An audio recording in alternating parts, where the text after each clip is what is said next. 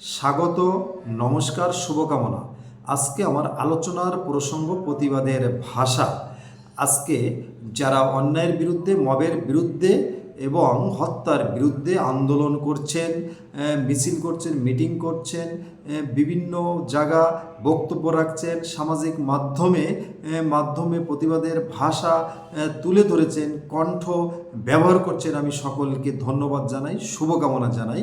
পাশাপাশি আমি অনুরোধ জানাবো বাংলাদেশের যারা পেপার, পত্রিকা, চ্যানেল, মিডিয়া, সামাজিক যোগাযোগ মাধ্যম অর্থাৎ গণমাধ্যম, বিভিন্ন জায়গায় আপনারা কথা বলেন, লেখালেখি করেন, কবি, সাহিত্যিক, এদেশের সুধীজন, শিক্ষিত নারী পুরুষ সকলের কাছে, সর্বসাধারণের কাছে আমি অনুরোধ জানাবো প্রতিবাদের ভাষা আমাদের কেমন হলে হয়, অর্থাৎ আরও সংযত হলে কি আরও সুন্দর হয়।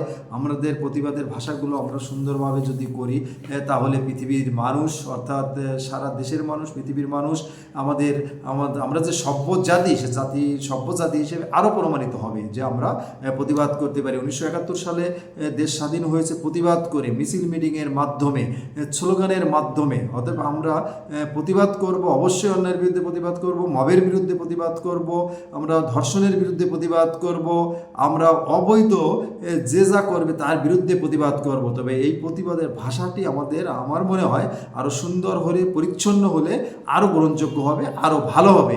যারা রাজপথে থেকে ধর্ষণের বিরুদ্ধে প্রতিবাদ করছেন, হত্যার বিরুদ্ধে প্রতিবাদ করছেন, মবের বিরুদ্ধে প্রতিবাদ করছেন এবং সামাজিক যোগাযোগ মাধ্যমে প্রতিবাদ করছেন, প্রত্যেককে আমি ধন্যবাদ জানাই, শুভেচ্ছা জানাই, শুভকামনা জানাই। আপনারা শান্তির জন্য লড়ছেন। আসুন আমরা সকলে দেশকে একটি উন্নত, সমৃদ্ধ, শান্তিময় দেশে পরিণত করার চেষ্টা করি। 1971 সালে এই দেশ স্বাধীন হয়েছে।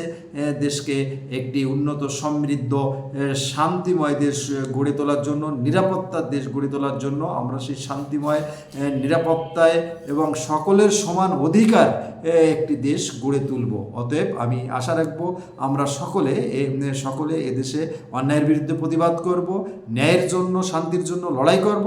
তবে আমাদের প্রতিবাদের ভাষা আরও সুন্দর হবে, সংযত হবে, যাতে সকলে আমাদের ভাষা পছন্দ করে এবং আমাদের পরবর্তী প্রজন্ম আমাদের কথা শুনে, বক্তব্য শুনে, আমাদের প্রতিবাদী ভাষা শুনে তারা মিছিল মিটিংয়ে এগিয়ে আসে।